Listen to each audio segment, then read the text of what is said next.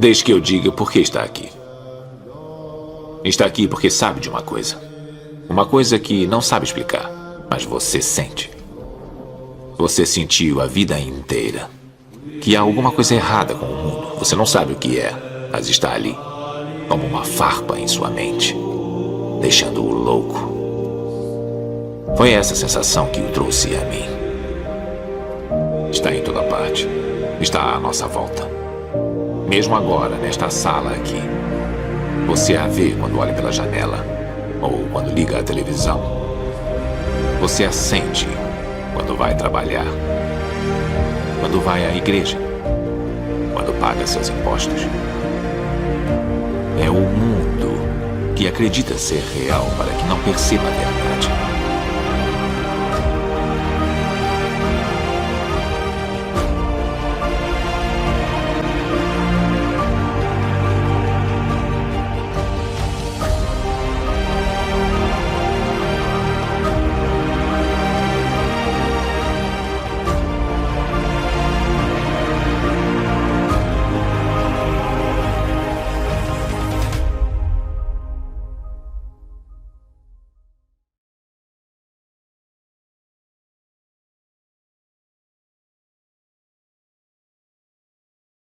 Quer dizer, a linguagem da cultura brasileira é toda a linguagem da presença física imediata. E ninguém pode pensar nada acima disso. Quer dizer, isso já é antigo no Brasil. Eu não conheço um país onde o mundo do ideal, como você o chama, e o mundo do real, como você também o chama, estejam tão separados quanto no Brasil. Porque a realidade do ser humano é o trajeto dele em direção a um ideal, a um objetivo. Esta é a única realidade que ele tem, não há outra realidade. Está compreendendo? Agora, se, como acontece no Brasil, o que se chama de realidade é apenas o mundo, vamos dizer, da rotina mais acachapante e mais estúpida que você pode imaginar, tá certo? Então você já perdeu a guerra desde o início. E é exatamente o que acontece no Brasil. O Brasil é o país das vocações frustradas. É o país onde é normal ser fracassado. E onde dar certo é uma exceção que requer um milagre divino ou uma intervenção diabólica. Só as pessoas diretamente ajudadas por Deus ou pelo diabo é que dão certo no Brasil. Os outros são todos fracassados e isso é considerado normal. Portanto, o que a sua família vai te ensinar, o que seus amigos vão te ensinar, o que o seu meio social vai te ensinar, é conformar-se com a derrota. Só que isso aí é uma espécie de ilusão nacional. É só no Brasil que isso vigora. Se você atravessar a fronteira e for para o argentino já não vive isso. Tá certo? E quando o argentino chama o brasileiro de los macaquitos, em parte é isso que ele está querendo dizer. São pessoas que vivem uma forma diminuída de existência. São pessoas, vamos dizer, que não têm acesso àquilo que verdadeiramente constitui a existência humana. Eles vivem abaixo da existência humana. Porque eles acreditam nisso. E é só porque acreditam, porque não há, vamos dizer, nem mais meio motivo para que as coisas sejam assim. Por exemplo, outro dia um rapaz escreveu dizendo o seguinte, dizendo, mas a gente, para estudar a filosofia será uma coisa de elite, porque a gente precisa comprar livros, e os livros custam caro, etc, etc. Então, a gente via quando ele falava uma coisa de elite, havia um certo elemento de inconformidade, de revolta com isso, né? Então eu comecei a pensar aquilo e eu reparei o seguinte, que não é que eu reparei nesse momento, eu já tinha reparado antes. Na cultura brasileira, a necessidade que você tem de trabalhar, prover o seu próprio sustento, é vista somente como uma imposição absurda de um mundo mau, não como um dever. O resto do mundo inteiro, praticamente a humanidade inteira, sempre soube, né, que o dever de você prover o seu próprio sustento e o sustento dos seus, mais do que uma necessidade, é um dever. É um dever moral, uma coisa que tem significação moral em si mesmo. E que o sujeito que se recusa a isso, ele nunca vai ser gente. Tá certo? Agora, no Brasil, é assim. O normal seria não ter que fazer isto. Ou seja, se eu preciso de dinheiro para pagar minhas contas, isso é apenas uma imposição absurda do universo hostil em cima de mim. Quer dizer, É uma coisa que não existe dentro do sujeito. Ele não quer fazer isso. Ele não sente aquilo como um apelo do dever ou como parte da sua vocação. Ele acha o contrário. Tem aqui a minha vocação por um lado e tem ali a necessidade de ganhar dinheiro por outro. Eu digo, mas... Meu Deus, isso é uma visão tão artificiosa das coisas. Porque se você não prover a sua própria subsistência, alguém vai ter de provê-la. E parece que no Brasil a ideia fundamental é essa. Justo é que os outros me alimentem. Se eu tenho que me alimentar a mim mesmo, é injusto. Agora, o outro não pode pensar assim. Aquele que vai sustentar você, ele não tem o direito de pensar assim. Ele tem o dever de sustentar ele mesmo e mais você. Ora, uma sociedade baseada nesses princípios nunca pode dar nada, só pode dar 50 mil homicídios por ano mesmo. E o governo do PT, tá certo? E o mensalão só pode acabar assim, gente. Quer dizer, quando eu digo o Brasil é hoje o país mais burro e mais assassino do universo, eu não estou xingando, eu estou dizendo uma realidade cientificamente comprovável. Os nossos estudantes são os piores do mundo, eles se saem pior do que alunos, do que estudantes de países muito mais pobres, e o Brasil é recordista de homicídios por ano. Então é o povo mais burro e assassino do mundo. Por que chegou a ser assim? Por causa deste tipo, vamos dizer, de mitos e de mentiras impregnadas na cultura. Por exemplo, eu sugeri que vocês lessem o livro do Orígenes Lessa, que é O Feijão e o Sonho, que o sujeito quer ser um escritor, mas ele tem que trabalhar, e a mulher dele está grávida, e tem todo aquele problema. Então, assim, de um lado a necessidade do feijão, do outro lado o sonho. Eu digo, isso é típico da cultura brasileira. Eu digo, meu filho, o dever que você tem de trabalhar, de se sustentar, de prover as suas próprias necessidades e a da sua família é parte integrante da sua vocação. Se você se recusa a fazer isso, você não merece que a gente lhe dirija a palavra, porque você é subhumano, você é um ladrão. O sujeito que acha que os outros, ou a sociedade, entre aspas, tem a obrigação de sustentá-lo e não ele mesmo, e ainda assim, pensando com esta ideia baixa, nojenta, porca, ele ainda quer ser um escritor, o sujeito desse tem que apanhar muito. E se não é para explicar porque está batendo. Então, não vou bater em você e não vou te dar explicação nenhuma. Só vou parar de bater quando você entender porque que a gente está batendo. E isto, no entanto, dificilmente eu conheço um brasileiro que não tem esse problema na cabeça. Então, eu não posso estudar porque eu tenho que trabalhar, etc, etc. Eu falo, mas só as pessoas que têm que trabalhar que podem estudar, meu filho. Em primeiro lugar, quantas horas você acha que você aguenta estudar por dia? Eu, que tenho prática de 40 anos desta coisa, mais de 40 anos, eu hoje consigo produzir razoavelmente uma vida de estudo 4 horas por dia. No começo você não aguenta mais de uma ou duas. Portanto, você precisa apenas de uma ou duas. E o que é que o seu trabalho tem a ver com isto? Nada. Porque se você tivesse o dia inteiro livre para estudar, você ia estudar quanto? 1 hora. E se você tem que trabalhar de dia e só tem de noite, você vai estudar quanto? 1 hora. Não vai fazer a menor diferença. Quer dizer, tudo isso é baseado, vamos dizer, numa crença cultural que cria uma oposição entre as pessoas e a estrutura da realidade. Coloca elas numa situação de idealidade absurda. E como aquela idealidade não se realiza, elas acham que elas estão sendo vítimas. Eu, no começo da minha vida, tive muita sorte de ler Goethe. E Goethe era um sujeito que tinha toda uma ética do trabalho. Ele diz, olha, você tem que fazer o que é do seu dever fazer, meu filho. Está entendendo? Ou seja, você tem que trabalhar, você tem que pagar suas contas, você tem que criar seus filhos, tem que fazer tudo isso aí. Não vem com essa história de que você é artista e não pode fazer isso. Porque os artistas que fugiram às suas obrigações, que tipo de gente são eles? Jean-Jacques Rousseau? É disso que você está falando? É Jean-Jacques Rousseau que você quer ser? Joga os filhos no orfanato para você poder fazer a sua carreira literária? Sua carreira literária vai ser uma merda como foi a do Rousseau. Você vai escrever uma obra toda cheia de mentira, vai ser uma coisa sem substância e só vai fazer mal para a humanidade. É isso que você quer fazer? Então, você não é capaz de se sustentar? Então sai daqui, moleque. Vai embora. Eu não quero você como meu aluno. Arruma um emprego, torne-se um homem decente e volte. Está entendendo? É assim mesmo. Eu já fiz essa aula no sábado, que é porque eu sei que tem gente que trabalha durante a semana e não pode. E a carga de leitura e de estudo que eu estou dando para vocês é muito pequena, tendo em vista isto. Agora, vem gente com choradeira? Só no Brasil que acontece isto, gente. Isto é uma marca da cultura brasileira. E vou dizer de onde veio essa marca. Eu vou ler um negócio aqui para vocês. Esse aqui é um depoimento feito pelo poeta Jorge de Lima, em 1942. Então ele está falando do movimento modernista. Para compreender então o modernismo, ele devemos recordar a influência do grande Graça Aranha, que foi, não há dúvida, o maior animador do movimento. Graça Aranha pretendia impor normas filosóficas à revolução com a sua estética da vida. Pretendia que o homem brasileiro atingisse a unidade vencendo a natureza que o esmagava. Era chavão repetir: no Brasil só o homem é pequeno dentro da colossidade da natureza.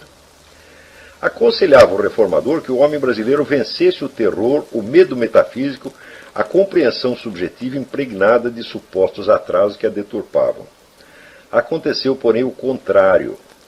Os modernistas brasileiros compreenderam que ao invés do que aconselhava Graça Aranha, o homem devia se entregar às suas tendências naturais, às suas pretendidas deficiências, e identificar-se com a exuberância da sua natureza, a sua metafísica, mesmo saturada de superstições.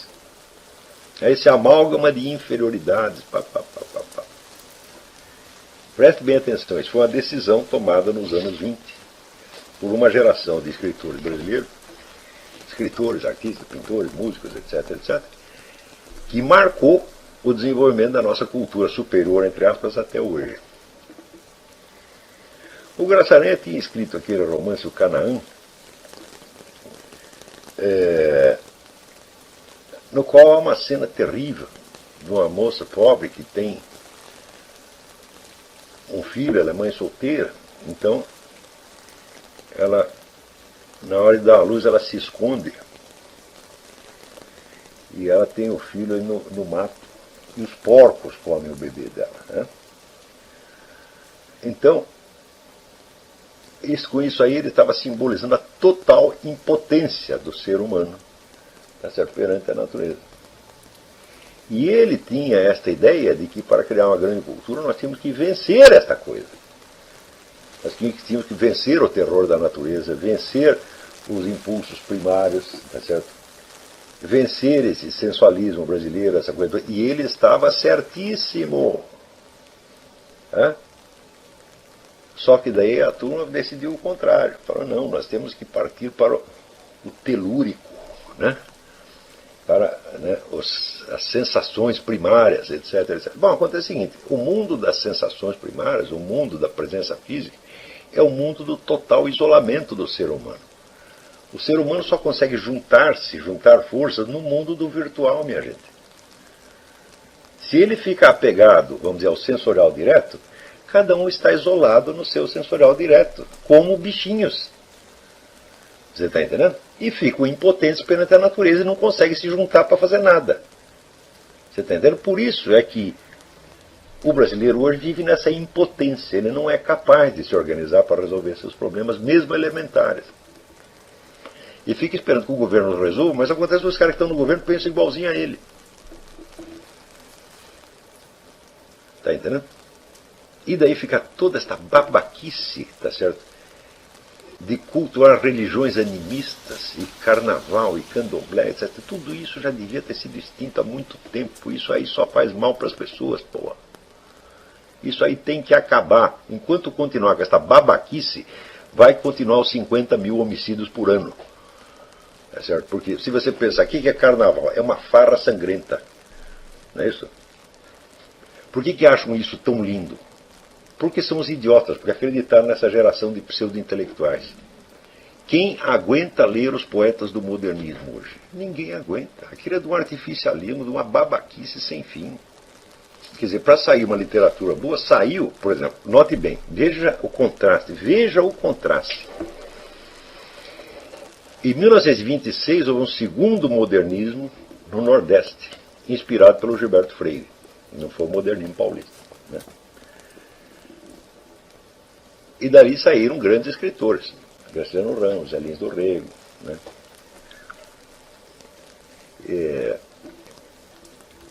No livro do Zé Lins do Rego, Cangaceiros, que é um livro que acho que todo mundo devia ler,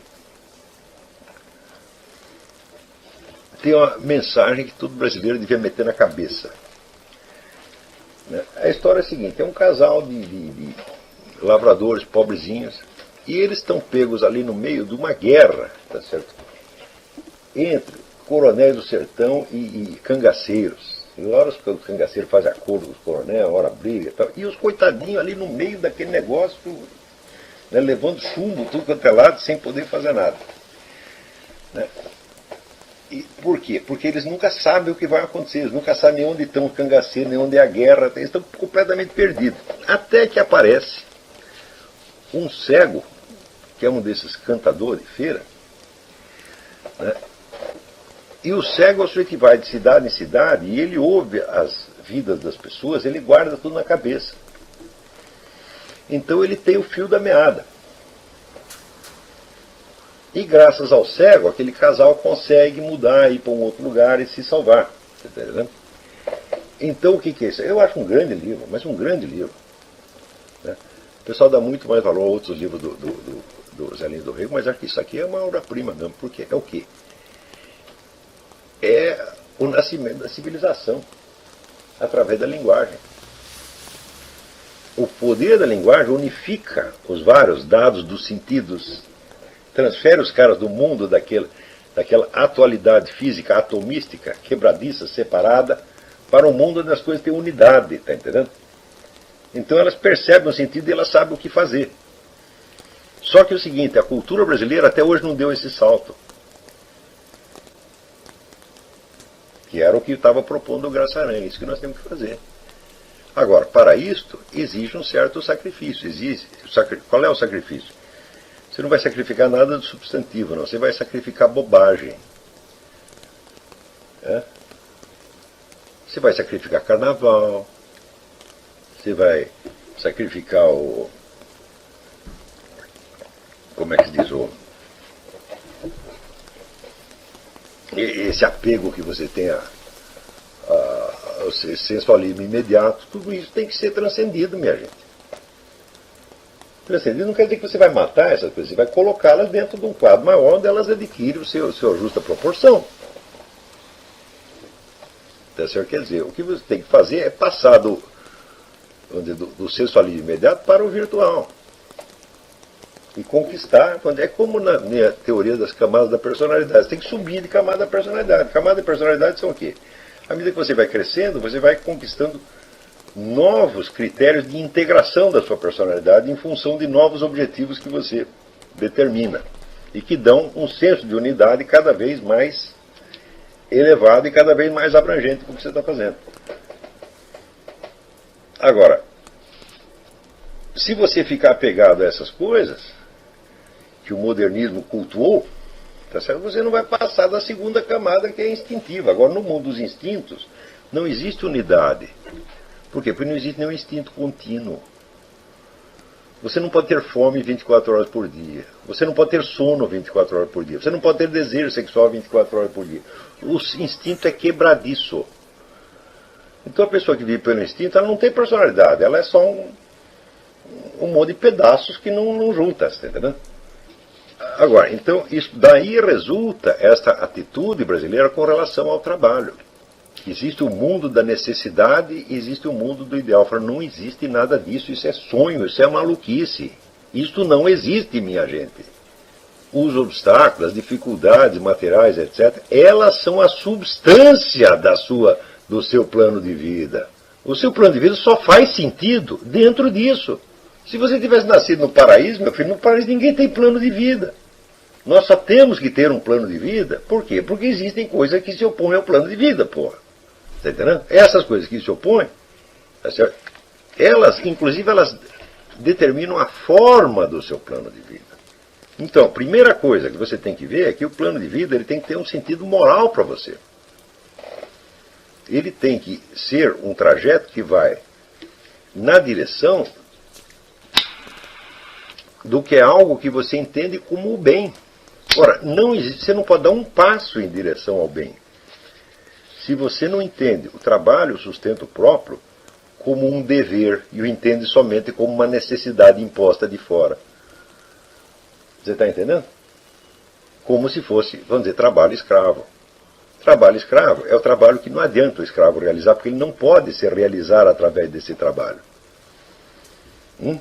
Mesmo assim, se você estudar a história, você verá que inúmeros escravos dignificaram a sua condição de trabalho escravo, assumindo-o como dever. Não só no Brasil. Você lê os discursos de Epicteto. Epicteto foi um filósofo grego que era escravo. E era escravo do sujeito que não prestava e que só o maltratava. O que fez Epicteto? Ficou dizendo, eu não posso ser filósofo porque eu sou escravo? Não. Quer dizer, a própria condição de escravo era o ponto de partida da sua filosofia, que é eminentemente uma filosofia moral. Essa relação que as pessoas estabelecem, vamos dizer, entre o ideal e o real, no Brasil, o que eles chamam de real, ela tem que ser totalmente mudada. E isso, vamos dizer, é um dos objetivos fundamentais do que eu estou ensinando. Se eu conseguir modificar isto na cabeça dos meus alunos, só isto, eu já terei feito uma grande coisa, porque pela primeira vez o Brasil vai ter uma geração que considera que o trabalho não é só uma necessidade, não é um castigo infernal, mas um dever de bondade. Bondade para os outros em primeiro lugar, porque se você não trabalha, alguém vai ter que trabalhar por você.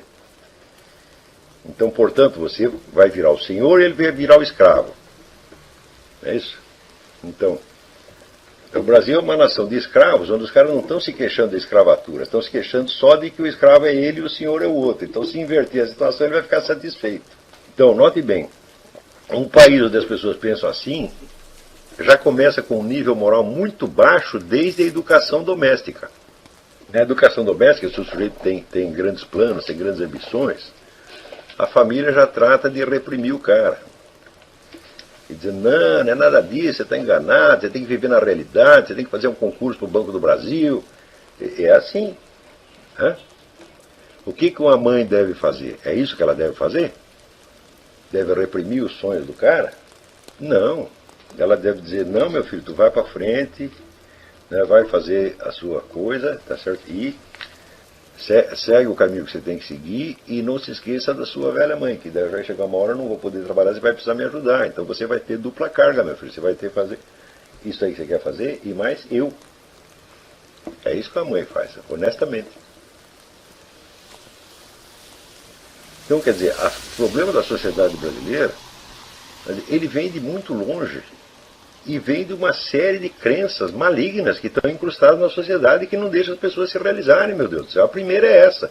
Tem o meu ideal de um lado, a realidade do outro. Se você começou assim, você já matou o seu ideal de cara. E mais ainda, você não merece ter ideal nenhum e não merece realizá-lo. Porque você quer construir uma vida baseada na fraude, baseada na exploração do próximo.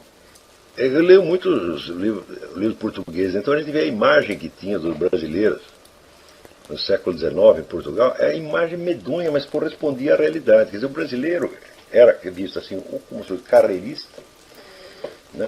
Fútil, desonesto, malandro, que enganava todo mundo, né? Que ficava rico e que não tinha dó de ninguém, que só pensava nele mesmo, cara egoísta, tá vendo?